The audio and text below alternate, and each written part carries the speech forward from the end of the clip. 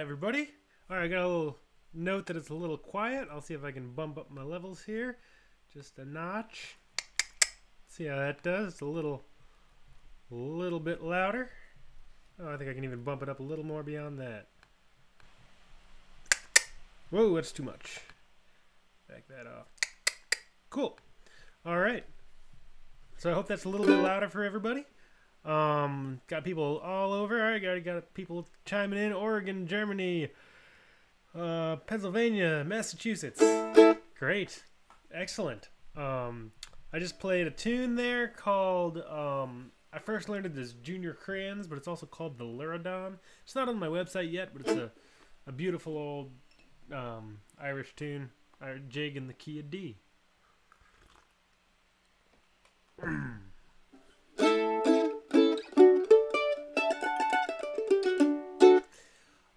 Dan Love says, "Is there a difference in sound on an A style with F holes versus an oval sound hole?" So yeah, there is a sound difference. In general, F holes. So this is an instrument with F holes. I don't have a oval hole mandolin handy,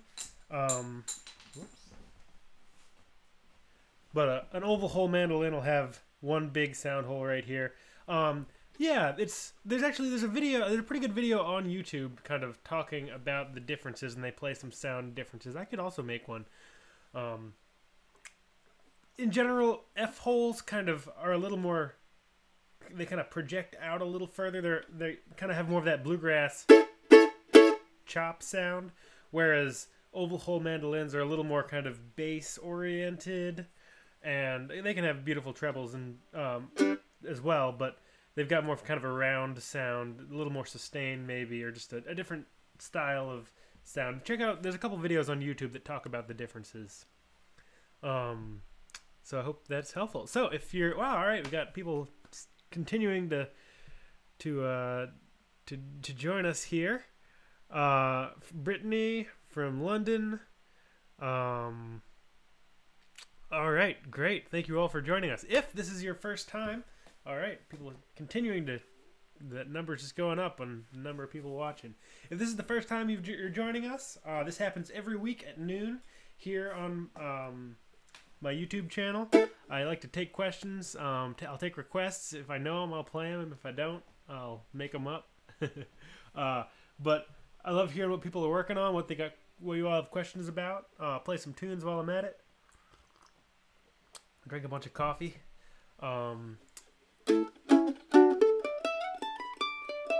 Alright, so it's a difference between the voice and mandolin. The mandolin is louder, so I'll just move my microphone closer to my head. Hopefully that, let's see if I can even do this. Apologies if this is making a bunch of noise. Tip it up toward me a little bit more.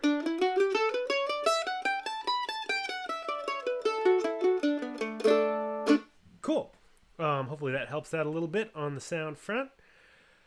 Let's see, make sure I'm catching up with the chat here. But yeah, I do this every week for the most part. I'll probably miss a week here and there, heading out of town for a little while in the coming months. But greetings from snowy Minnesota from Andrew. He says, "I played Junior Crayons with Chordal Jig a few months ago." I probably did that, yeah. Those are two of my favorite jigs in the key of D lately. Chordal Jig is on my website. It's a beautiful tune, kind of in the same vein, at least in my mind. Yellow Rose Farm asked for Foggy Mountain Breakdown. I can't remember how that one goes off the top of my head. It's kind of a banjo number, bluegrass banjo number that I always kind of hear. I usually just take breaks over it and let the banjo do the real melodic part of it. All right, Arnold has made it. Thanks for joining us. Chad says, working on Rattling Bog. Got anything on that? I don't. That song's got a lot of words that I can never keep straight. A great song and probably a lot of fun on the mandolin. Thanks for joining us. Oklahoma, DC. Great. Trying to learn an alternative chop style, the one using open chords, basic open G, and muting with the pinky. If you do that, can you give us a demonstration and breakdown? This is from Ben. Yeah, so what Ben's talking about here is rather than using sort of this kind of 4-finger chop chord, which is what you hear a lot in bluegrass, you can also get some muting by either using your pinky. Often I'll use these 2 fingers, and you can sort of get this sound. So he's talking about starting with just an open G chord, and then muting with these 2 fingers. And it's easiest to start really slow.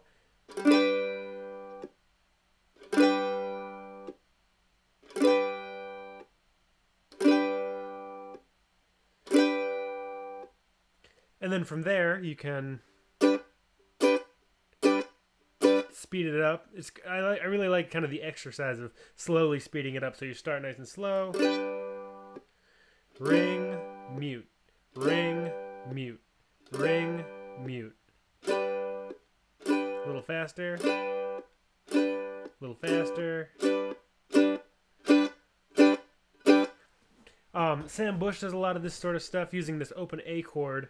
2nd fret on the G and D strings, and then open A and E, and you kind of get this nice.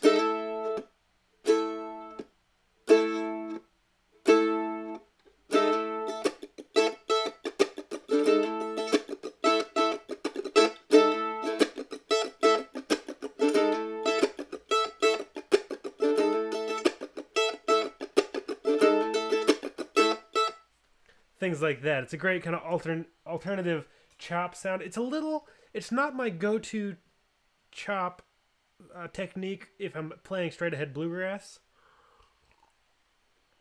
I tend to use it more for kind of syncopated stuff like that little A riff I was just doing. I find it's hard. I could practice, but I find that kind of using the classic chop shape and releasing finger pressure can give you a little bit more punch.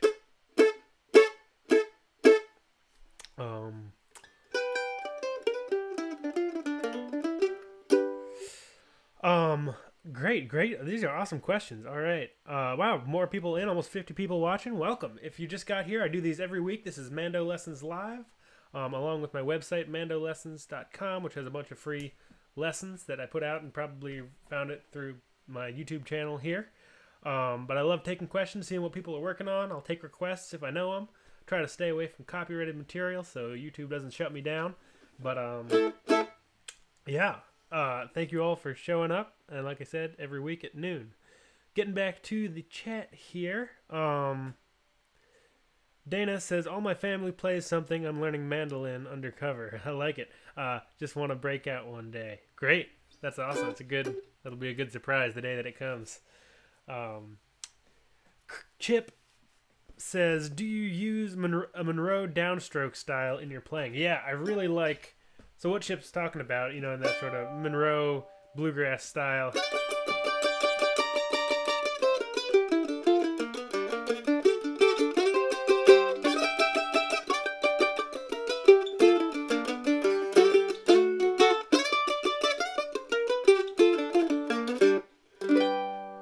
Stuff like that. And what that is, slowed down, is it's just almost all downstrokes. Down, down, down, down, down.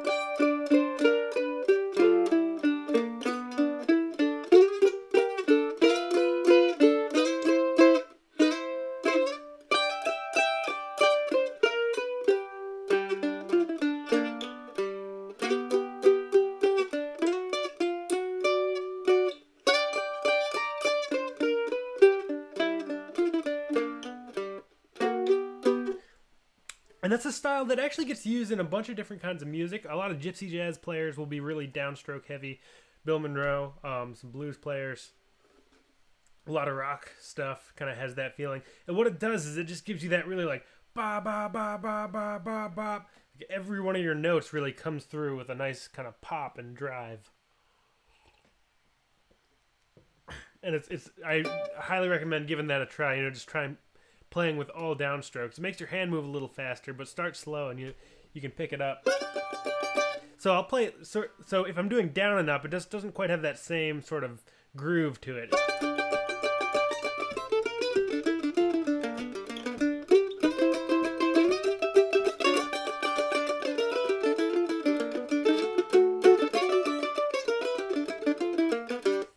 So that's all down. That's down and up, and then all downs is.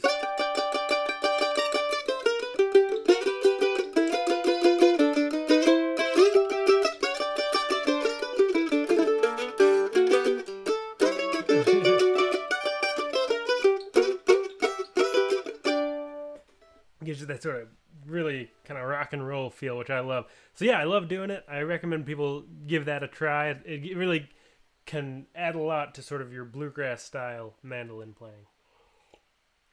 And you don't need to do it all the time. Like I was just sort of using that as an example of playing a whole break all downstrokes.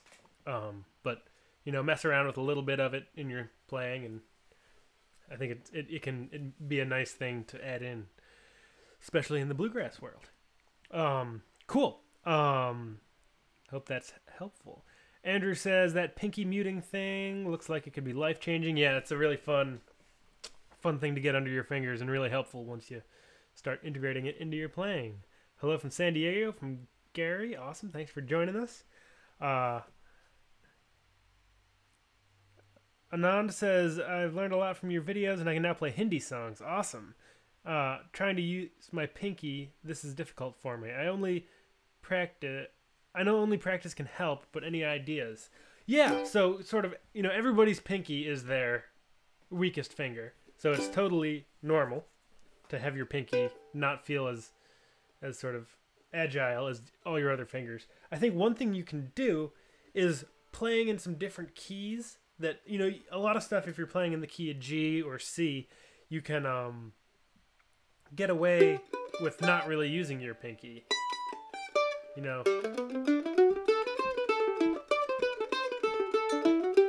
And a lot of sort of the tunes that I do on my website don't use much in the way of your pinky, just because of sort of the styles they come from.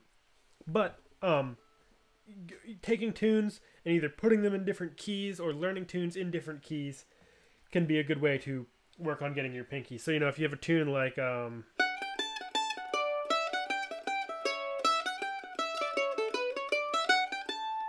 can't remember what the name of that tune is off the top of my head.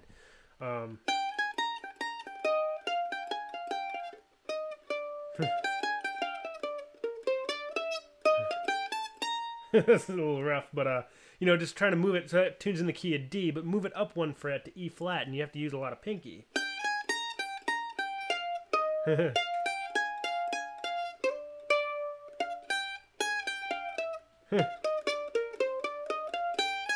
Clearly, I could practice that a lot myself. Another thing is just sort of doing some exercises where you use your pinky a lot. So, like, using kind of 7 and 3 exercise. So you have the 7th fret on your E string, and then the 3rd fret on your E. And then 7 and 3 on A. 7 and 3 on D. 7 and 3 on G. It's not much, it's not very musical, but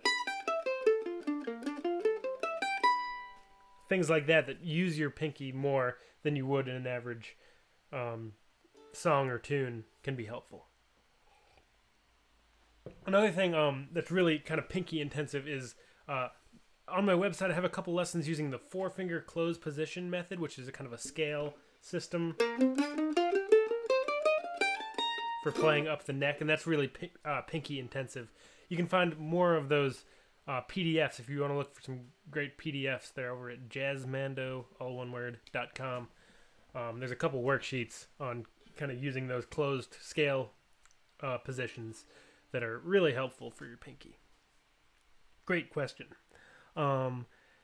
Karen says, do you have... Oops. Chat jumped down on me. Do you have any hints and practice songs you recommend on learning double stops? What you can do, if you haven't already, is I have a series, a double stop series on adding double stops into your playing on my website. It's in the technique and fundamentals section. It's near the bottom of the page on that one. And I kind of go through a bunch of different ways that I use double stops and open strings. And then from there, once you kind of work through that, I use a couple tunes as examples. You know, what I recommend people do is take half a dozen tunes all in the same key and really add as many double stops to them as you can. It might be more than you'd really normally add, but if you can just kind of try to see how many things you can stuff into it. It's really helpful. And you'll start to feel a lot of different sort of muscle memory patterns develop because you're using the same keys and you're going to be using the same sort of double stop ideas every time. And so, if you do half a dozen in the same key, it really reinforces a lot of that muscle memory versus doing one in G and then one in D and one in A. You're going to be using some of the same kind of chord shapes and finger placement. But if you do a bunch in one key, you'll really get really solid at that one key and it'll start to become second nature a little quicker. I hope that's helpful. James says, I've been working on arpeggios and find them really helpful to find where the good double stops are hiding on the fretboard. Any thoughts on this? Yeah. Arpeggios, so for people who might not know, an arpeggio is just sort of a chord. So like a D major chord is made up of Ds, F sharps, and As. And you just kind of play those across as a melodic line rather than on top of each other as a chord.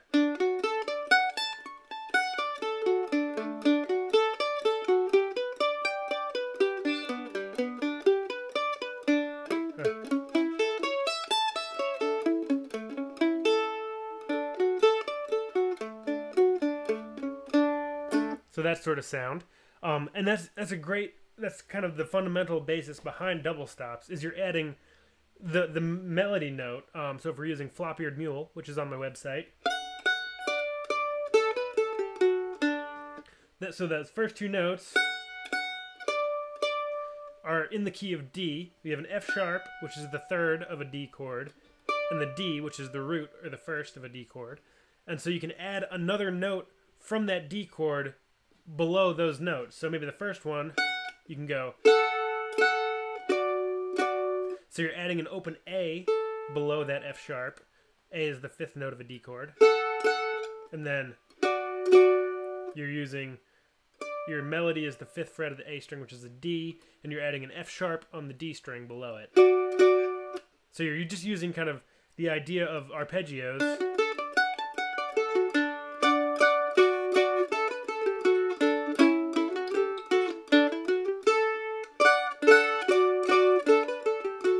to kind of figure out what notes are going to fit into your double stops. It's a great thing to be doing, James. Keep doing that, and it'll really kind of solidify into a kind of a natural feeling and muscle memory. Because at least for me personally, I have a hard time, sitting there. I'm not the sort of musician that has an easy time, thinking about arpeggios while actually playing. I can kind of go back in I can either set up what I'm going to do and then do it, or do something and then talk about what I just did. But to kind of do it all at once, I'm not really thinking. I'm using muscle memory. And I think most people really end up using muscle memory to play the right notes. But that's sort of what practice is for, is develop that muscle memory. And having a little bit of music theory is helpful to build on those skills. Yellow Rose Farm says, I recognize that from the Sam Bush and Bella Fleck album. Yep, I think that probably talking about that. They do some of that sort of stuff. Great. One of my favorite albums is the Bluegrass Sessions, Tales from the Acoustic Planet Volume 2, I believe. It's a Bela Fleck album. It's got Sam Bush and Jerry Douglas and all the all-stars of the bluegrass, kind of modern bluegrass world. Well, not all of them, but a lot of good ones. TN Mando says, do you know Frank's reel? That's next on my list to learn. Working on getting Ships Are Sailing up to tempo. I do know Frank's. I can never remember how it starts. It's one of those tunes that I can play when other people are also playing it.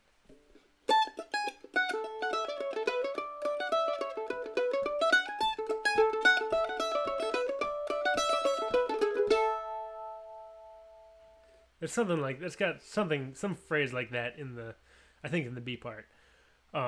Great tune. I should brush up on that one. I think it's a recently composed tune, but I can't remember. Maybe somebody knows off the top of their head. Cool. Jamie says, learning Off to California this week. Lovely tune. Yeah, I love that tune. Can't remember how it goes off the top of my head right now, but it's a good one. Yeah, it's sort of a Yeah, I don't tend to... I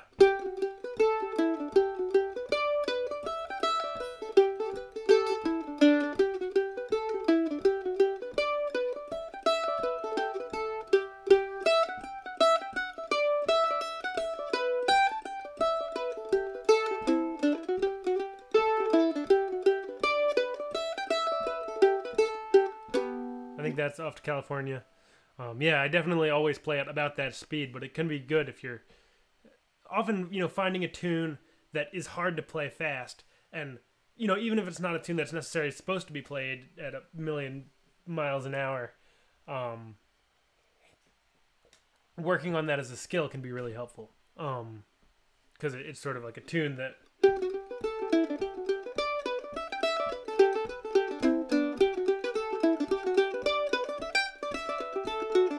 Yeah, there's a lot of like string changes going on in there. Good one to kind of keep track on, pick direction, things like that. Request for Morrison's Jig from Chip. Unfortunately, I can't remember how that tune goes off the top of my head. No,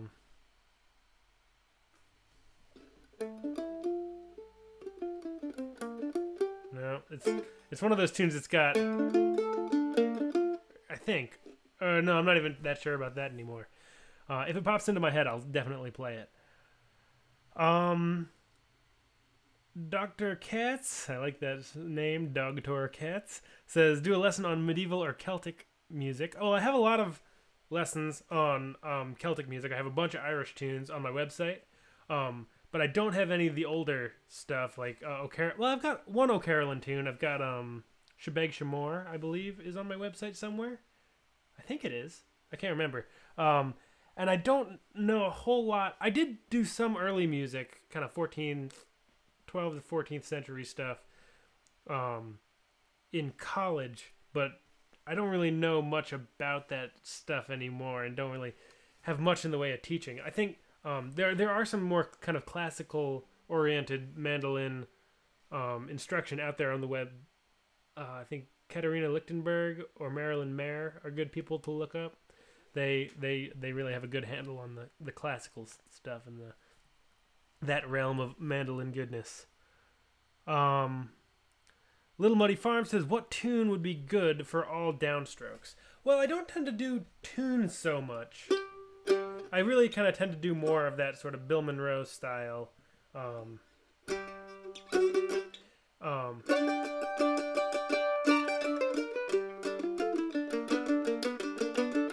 Sort of break. So if you know a break or two, even if it's just, I think what's really good for that style is taking a song melody, so if you take one of the songs that's on my website, like Circle Be Unbroken.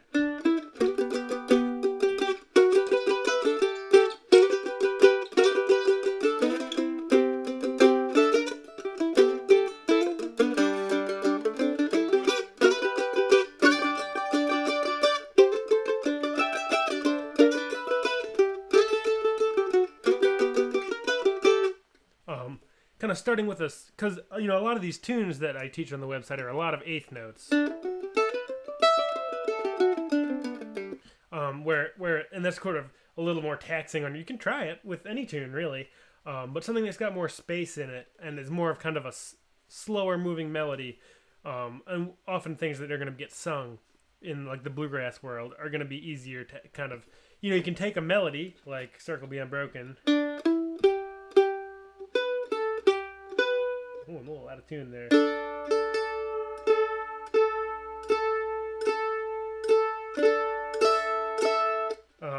And turn it into...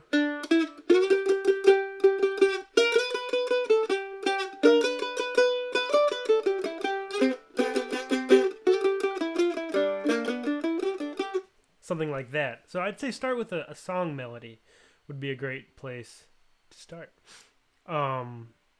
Cool. Oops, that jumped on me here, but where'd it go?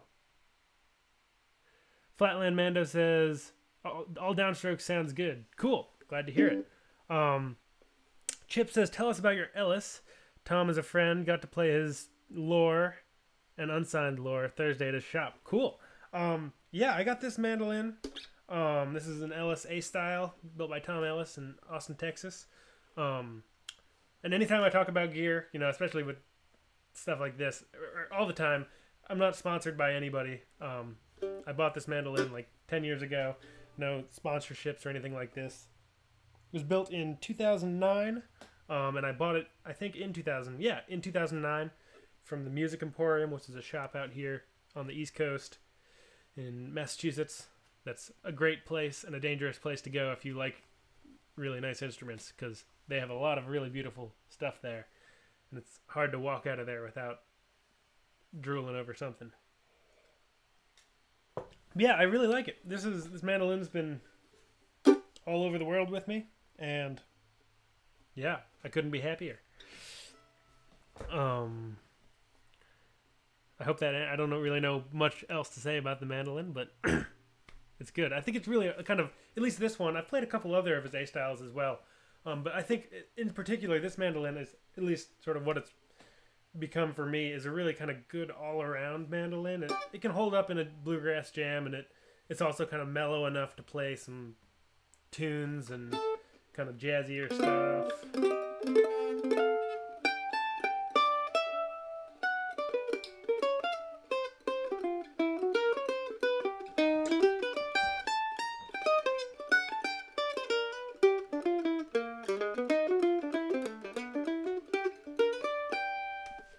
Stuff like that. I think it's just kind of a nice all-around mandolin, and I love playing it. Tennessee Mando says, well, I'm assuming it's Tennessee, but TN Mando says, a while back in the comments, learn tunes in closed positions that you know in open positions. Put the pinky into play. Also helps learn the fretboard. Yes, good observation. Pull-offs and hammer-ons with the pinky. Yeah, Steven says pull-offs and hammer-ons with the pinky is a good workout also. So yeah, practice like...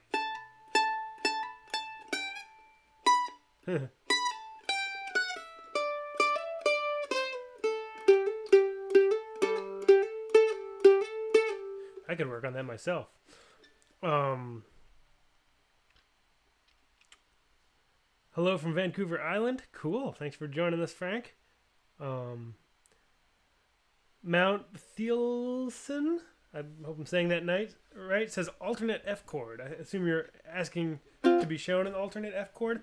So I'll show you a couple of my favorites. You might know like this F chord, 5-3 open 1. What I do most of the time is just leave off that E string altogether. I don't play it and I don't put my finger down.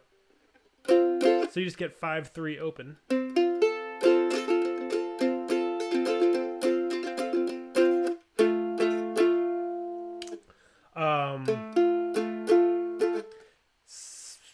Let's see. Second fret on the G string and third fret on the D string is a nice F chord. You can add the open A if you want. You can also add the third fret on the A string, so it becomes 2-3-3. Another good one is 5-7-8 on the G, D, and A strings. Again, none of these have that E string in it.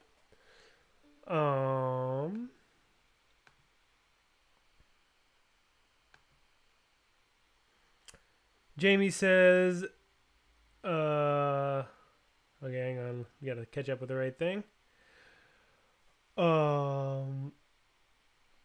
Okay, Andrew says, when I was trying to learn a new fiddle tune, I find it difficult to establish a stroke rhythm. I'm more concerned about hitting the right notes and less about what direction my pick is going. Any tips?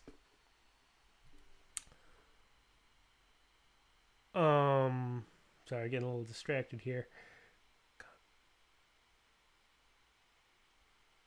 So any tips on... I'm just trying to... my brain kind of went blank there.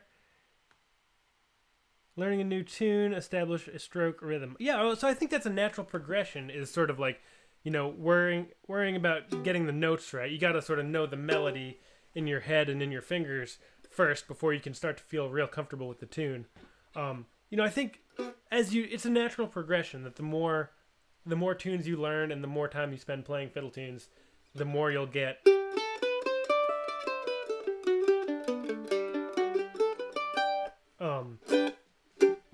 the more your sort of pick direction and groove will sort of improve. And especially as if you can really get your pick direction into a nice place where you kind of know the pattern and you sort of have a sense of how the pick should work over any tune, and you kind of get the formula into your hand, then you don't need to think about pick direction anymore. And you can really, like, as you learn the tune,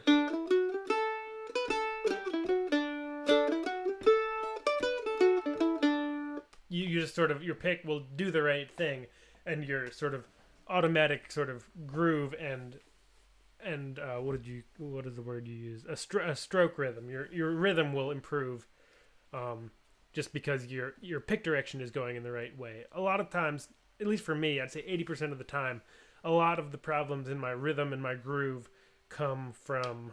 Just want to make sure I'm not getting too. Okay, this is just something else. Might bump this up one notch here real quick. A little brighter. And of course, it's going to get bright out again, but looks like we got patchy clouds today.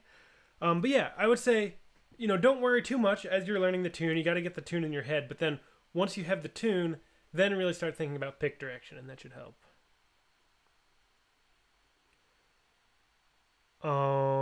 Let's see. Cool, Jeff's finally made it to one. Glad you could join us. Steven says, how about Zeppelin's Going to California? I don't really know it that well. It's also a copyrighted song, and if I play it, then YouTube will flag this video as copyright infringement, get me into trouble, so I'm going to pass on that one, but it's a great song. There's some great videos of John Paul Jones playing it on the mandolin. He actually did a tour with some of the folks from Nickel Creek. I think maybe all of Nickel Creek. It was a band called Mutual Admiration Society with Glenn Phillips? I'm blanking on his name, but Nickel Creek with Chris Thiele playing mandolin, John Paul Jones, Glenn Phillips, great group from probably 10 years ago now. But John Paul Jones would do Going to California on mandolin in more of a modern setting from the Zeppelin stuff, but Zeppelin is great too. Dean says, do you really think the cost of the tone guard is worth the results?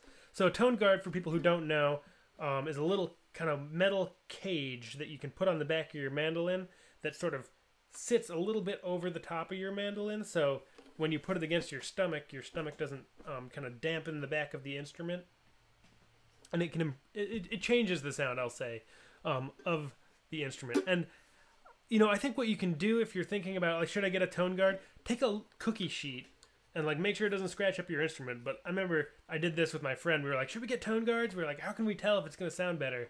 Take a cookie sheet and, like, rubber bands or something that'll sort of do the same thing as kind of getting the instrument off your stomach a little bit, and see if you like that sound. I used to use one on a lot of my earlier videos. I had a tone guard on the back. But I kind of have moved away from using it, so I don't use it anymore. It also depends kind of how you interact with the instrument. If you have the instrument flat against you, sounds a little different than if you tip it away. Kind of opens it up, or if you hold it away from you when you're sitting down, or if you kind of prop. People standing up will sometimes do like this to get the back off of your stomach, can kind of improve the volume and change the tone a little bit of the instrument. So everybody has different feelings. I can kind of go either way. If I still own I sold my tone guard. If I still owned it, would be interesting to put it back on and see if I still like it. But yeah, I feel kind of neither here nor there about a lot of accessories. Especially like I really like these armrests for myself. I put them on all the mandolins that I end up with. But at the same time, a lot of people don't use them, so I'm not going to say like, oh, you got to have one of those. Try it out. See if you can find some way of approximating the idea of any given accessory without spending the $70 or whatever it is for a tone guard, or $50 for an armrest. James says, any tips on making scales and arpeggio runs more fun? That's a good question. I personally, I've done scale and arpeggio exercises in the past, especially in college. I was learning to play jazz, where you kind of use a lot of that stuff more kind of aggressively, not aggressively musically, but you use that information on more of a day-to-day basis than just playing fiddle tunes. I think what I always say to students when it comes to sort of like practicing things that aren't necessarily the most fun to practice, as I know that personally sometimes I just feel like practicing stuff and sometimes I don't, and I just want to play music. So, I think if I ever get the feeling like, oh, I really want to like think about music theory, then I'll run some scales or arpeggios or think about chord inversions, but only as long as I'm really interested in it. I don't want to make music become a chore. And if I'm not having any fun kind of grinding away at scales and arpeggios every day, that's not what music is about. Especially with fiddle tunes, I think a great way to learn scales is to learn fiddle tunes. And you can learn them a little more scientifically. You don't need to do much, but if you just like, when you're learning a tune,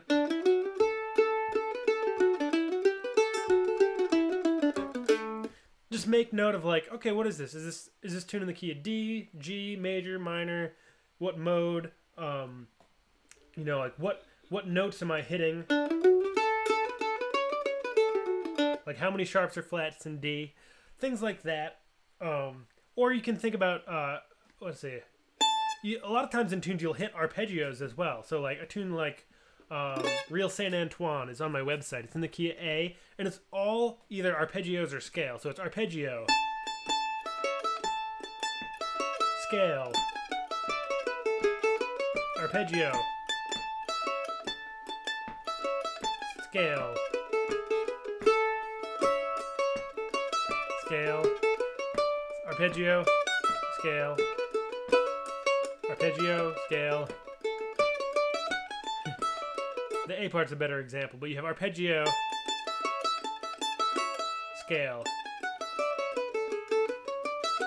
And rather than kind of working through that stuff on its own and thinking like arpeggio, arpeggio, scale, you've got a tune at the end. You're combining the two right off the bat with arpeggios and scales. And if you can identify those when you're playing tunes, it happens in all kinds of tunes.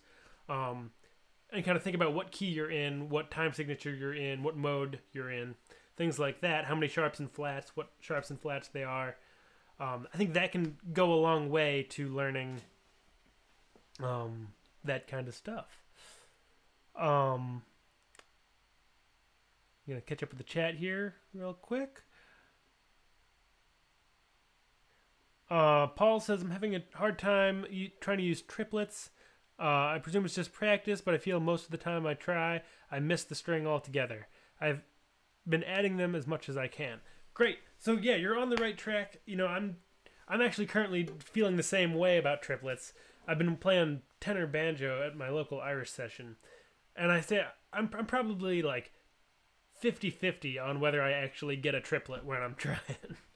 I think something that would help me thinking is just slowing things down. So rather than playing things up to speed,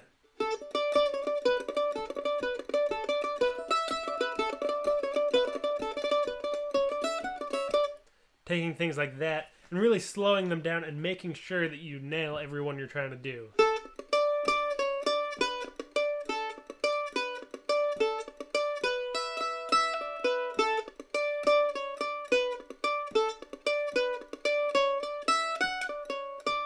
And then from there, speeding back up. It's just like playing a tune and getting all the notes right 3 times through or whatever. Really make sure you're getting all your triplets at a slow speed and then gradually increasing the speed, and kind of getting a feel for it. But yeah, it's definitely, you're doing the right thing by doing it and trying to add them in everywhere you can. Also, if there's particular spots where you're like trying to add it and it doesn't sound right and your hand really doesn't want to do it, that might just be a spot where you don't add a triplet. I think it makes sense to only kind of try to get them in where they really naturally want to go, and don't try to like force a million triplets into a tune. Although it's good, I should say it's good to try them, but also being willing to just let them go if they're really not working out in the tune. Uncle Bobby says, the Bonnie O5E. I don't know that tune, but it sounds like a good one. I know a lot of Irish tunes. I mean, not as many as some, but I know a lot of Irish tunes, but I don't know almost any Scottish tunes. If you check out my website, I played an Irish tune at the beginning of the thing. I'll play another tune at some point. It'll probably be Irish. See if I can do that for you.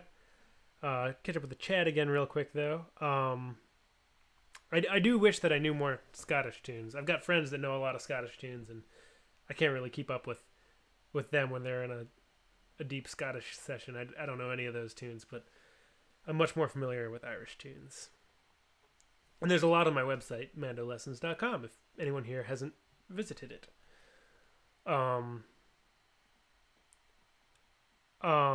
I saw, so we've got, Andrew says, Wind That Shakes the Barley. I have done that one. I don't think it's out yet, but it's like in my, it's in the queue. It's going to come out in a couple weeks, I think. So good request on that one. I always like to be able to say, yes, it's coming in a few weeks. Chip says Spudascary or Silver Spear. Yeah, I'll play Silver Spear if I can remember how it goes. How does that go? Oh no. Where is it? I know this tune.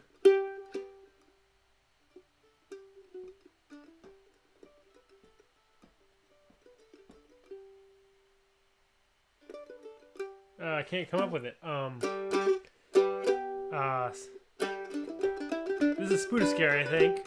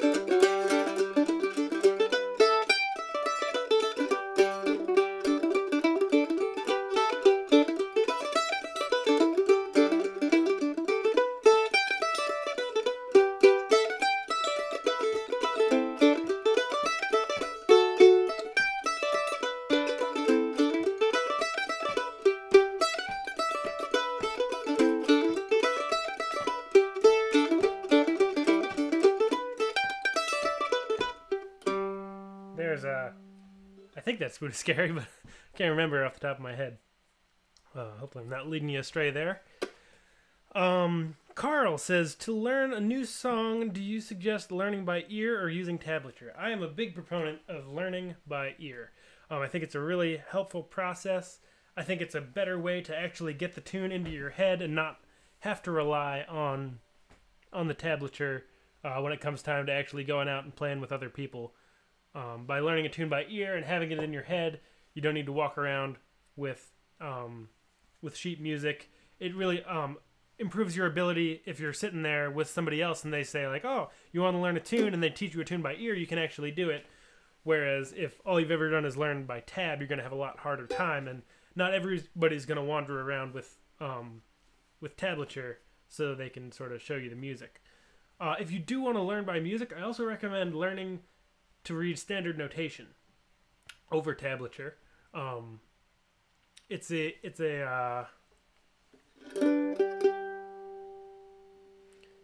I think it's a more versatile way of reading music. You know, you can give a flute player and a guitar player and a mandolin player and a saxophone player the same piece of music, and they're all going to be able to kind of read the same thing. But if you give a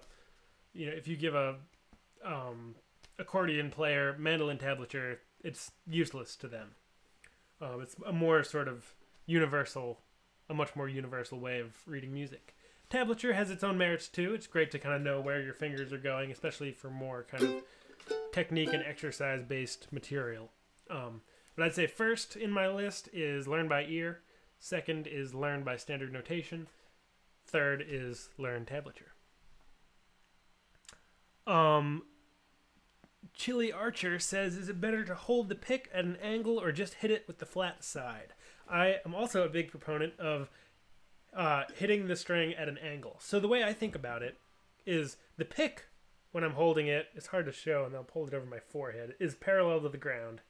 And you can sort of see it, it's like parallel with my arm here, parallel to the ground, kind of going straight up and down. But the neck of the instrument is tipped up so that the sort of, if I'm looking down at the pick, the left edge of the pick is going through the string first.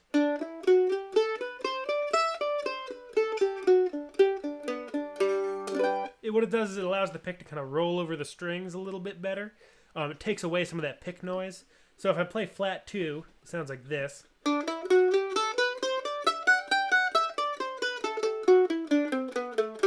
I find the pick kind of catches on the strings a little bit more pick noise, not as pleasing of a tone to my ears, although that's totally subjective. And then if I tip it, so this is flat,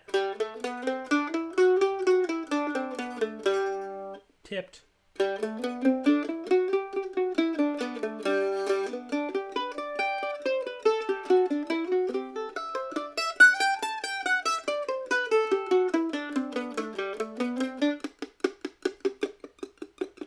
just kind of gets rid of some of that pick noise and is a little easier to go through the strings because you're riding the ridges a little easier. That said, there are people who play amazingly, totally professional players who play flat 2. That's fine too. Try them both, see what you like the sound of, see what's most comfortable to you. I tend to teach tipping that pick a little bit. Uh-oh, coffee's gone. Oh, chat's jumping on me again. Let's see. Oh boy, I'm way behind here. Am I? Or did I just miss some up farther? I got a request for Cripple Creek. I'll try to get that in there. That's from way back. Can I play Foggy Mountain Special? That's another one of those banjo tunes that I usually let banjo players start and then I'll noodle a solo over, but I don't know how to sort of play the head of it. Cool. Sirakathas, I'm probably butchering your screen name there, says, just learned jig of slurs on tenor banjo. Glad to have it. Or glad to hear it. And thanks for joining us. Alright, Cheyenne's here. Bonnie Lass of 5e. Again, I don't know that one. Fenario. Oh, I do know. As he walked out, Fenario. As we marched out, Fenario. Our captain fell in love with a lady like a dove. She called by the name Pretty Peggio. Oh, I know that song. I don't know where I know it from. And that's about all I can remember. But maybe it's related to that song? Oh, I have a request from Sirakathas, again, sorry about the screen name, for my version of Clumsy Lover. I don't know that tune, or at least not by name. Ooh, a Calypso version. Cool. Yeah, I don't know that tune off the top of my head. Again, I might know if somebody played it, but can't quite come up with the melody right now. Apologies. Cool, been learning on bagpipes. I would love to learn to play the bagpipes. That is cool. When I played Spootiscary, it was actually Spootiscary. Yep, Scottish tune. Silver Spear is in D. Oh yeah, that's right. My band, we play it in G because we do it with a different tune. How does that tune go?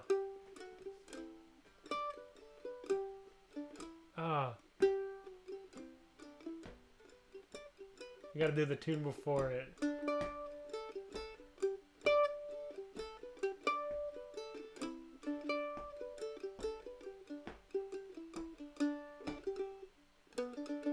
There it is.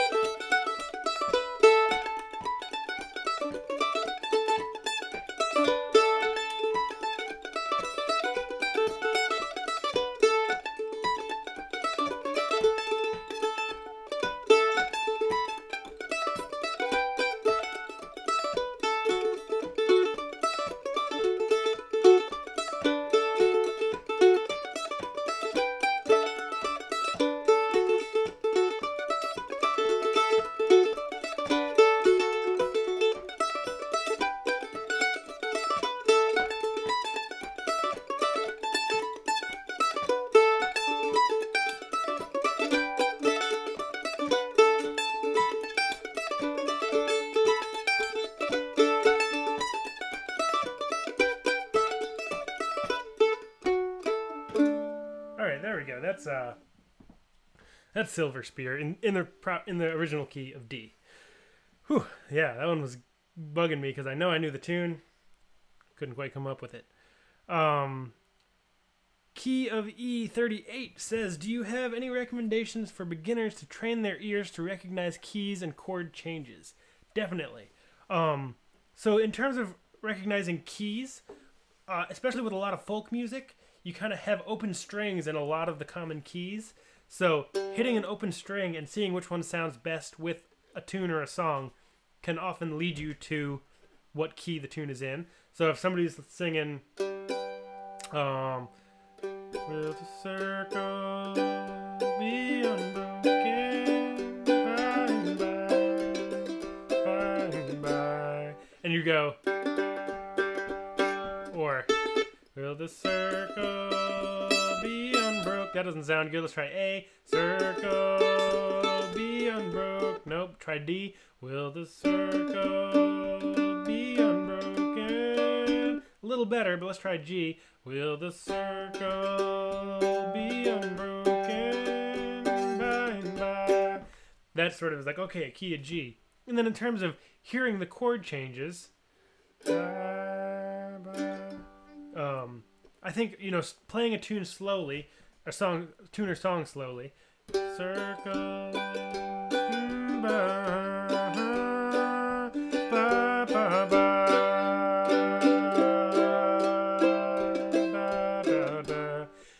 the melody will either, if you just continue to play, if it's a tune, you find out, okay, this tune is in the key of G, and you play through, you'll either hear something that really clashes with that G chord, even if you play right through what the next chord change should be. You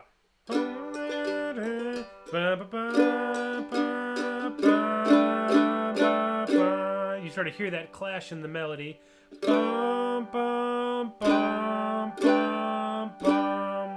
So the first chord and the third chord are right. And then you kind of have, it's hit or miss, you kind of have a 50-50 chance of whether it's a C chord or a D chord. Let's try a C. Da, da, da, da, da. That's not quite right. Let's try D. Ba, ba, ba, ba, ba. So really using your ears, you'll hear that clash if you just stick right with your chord that's the key you're in. So like a G chord. Wait to hear that clash, or wait for your ear to like tell you like, okay, like there's something changed and I need a new chord. And then you can sort of use, you can just sort of guess at first. It's a 50-50 chance whether it's the 4 chord or the 5 chord in the key of G, that's C or D. And as you do it more, you'll get a better sense of being able to guess, like, oh, that sounds like it's going to go to a D chord. But just doing it a lot of practice, kind of going out and playing with people is a great way to start. All right, I'm going to catch up with the chat here and then maybe play one more and call it a day. But let's see, what do we got here?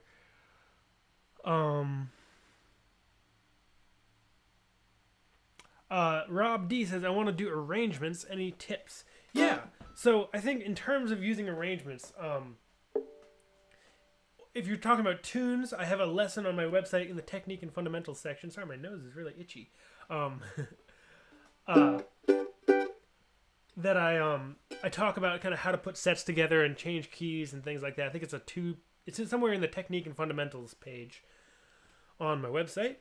And I think another thing that you can think about is I really think about kind of like a story arc, you know. So maybe you start. I never know which way this is going to come out on the video, but you know, you start, you kind of build up energy, maybe a couple times, the energy drops back up. So, you know, if you're just playing a single tune, I'll pick something short, but you know, first time through you do simple. Second time through you add in some double stops and a little bit of kind of groove.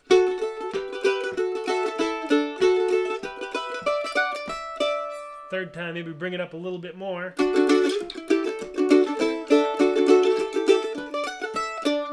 And then bring it back down. So kind of varying your dynamics, your musical dynamics, volume, tone, groove, things like that. You can think about changing keys. Again, I talk about that a lot in my creating tune sets.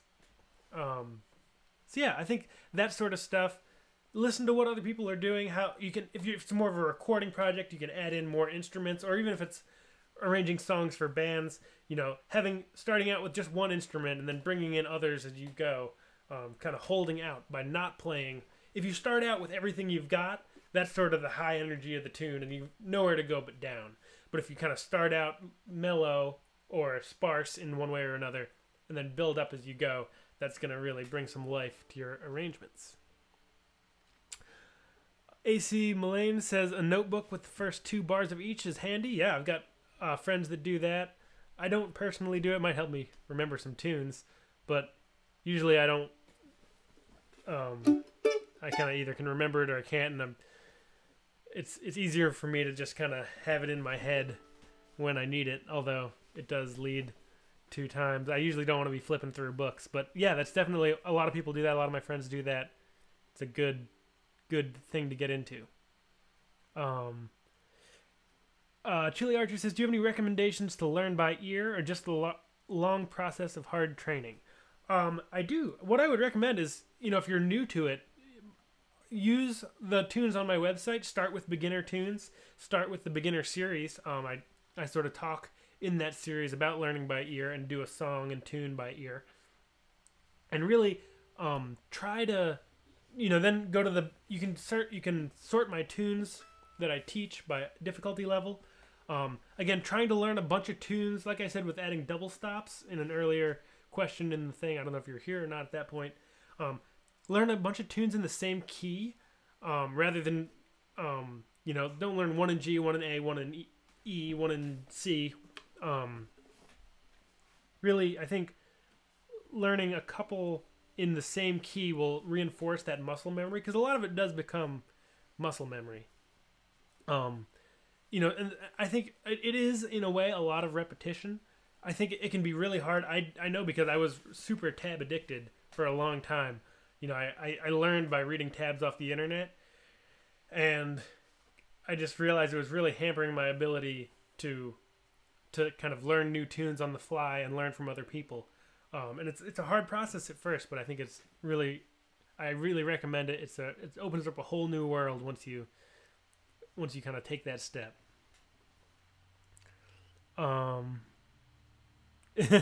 Sean Morris says, if you give dots to any accordion player, I know they'd be useless to them as well. Yeah, accordion maybe wasn't the best example to use there, especially maybe button accordion.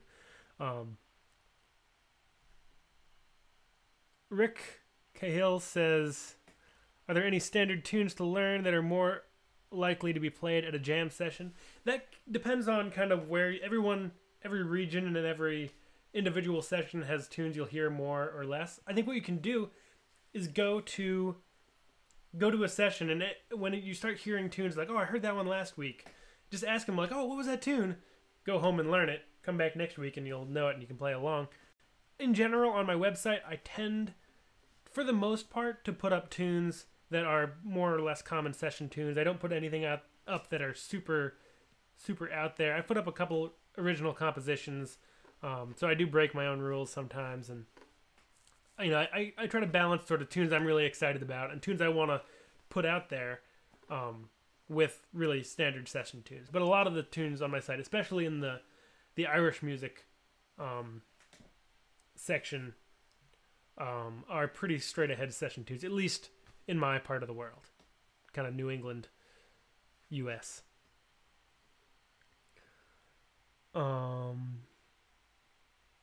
Cool. Chip says he's learning the tunes on my site with the play along tracks. Cool. Glad you're enjoying the site. Thanks for the kind words. I can't play Clumsy Lover. Sorry, I don't know it off the top of my head. All right, I think I'm gonna wrap things up here. It's a little after 1, but thank you all so much. I'm just gonna make sure I don't have any really short questions I can answer here. I couldn't quite keep up this week. That's great. That's what I like to see. Cool. A video on solfege would be a good idea. That's a good idea. Oh, Clumsy Lover is a recent tune. I think if you're interested in Silver Spirit, is on my website somewhere. Cool. Thank you, Andrew, for the super chat. I'm glad you're enjoying it. It's great to see you here almost every week, and I appreciate the kind donation. If anyone wants to send me tunes, send MandoLessons at MandoLessons.com. If you got questions or tunes you want to send me, anything, I'll do my best to get back to you. I get a lot of email, so don't take it personally if I don't get back to you, but I do my best to get back to everybody. But that's the place to send it to, MandoLessons at MandoLessons.com. That's your best chance at getting through to me. Cool. Uncle Bobby says, is there going to be a pedal steel lessons channel? Maybe you caught the, oops, am I pointing in the right direction? Yeah. I've had that thing for 3 days. I got it on Wednesday, I think. So no pedal. I was actually going to post that on my MandoLessons Instagram account and say, pedalsteellessons.com not coming soon. It's a totally different world, but it's super fun. Cool. TN Mando says neighbor is Jeff Taylor, accordion player. Oh, with time jumpers are awesome. I love time jumpers. Yeah, and I'm sure that they all know exactly what they're doing and can read on the fly. Yeah, time jumpers are totally great. Speaking of pedal steel, Paul Franklin on. Is he still? I don't remember if he's still with Time Jumpers, but Paul Franklin's amazing. Do I play any Baroque mandolin? I didn't. I did learn a little bit of lute in college, but it's been years. I don't own a lute anymore. I was just borrowing one. They're expensive. Pete Wernick has a primer for jam sessions. That's probably a great resource. Pete Wernick is awesome. All right. Well, thank you so much, everybody. Thanks for watching. Again, if you're just joining us, sorry I'm jumping out at the end here, but only so much time in the day. Come back next week. I think I'll be here next week. Yeah, for the most part, every Saturday at noon Eastern Standard Time, I will be here. Uncle Bobby says Sacred Steel. I love Sacred Steel. Robert Randolph, all those guys. Good stuff. All right, cool. Thank you very much. Have a good rest of your weekend, and keep on picking.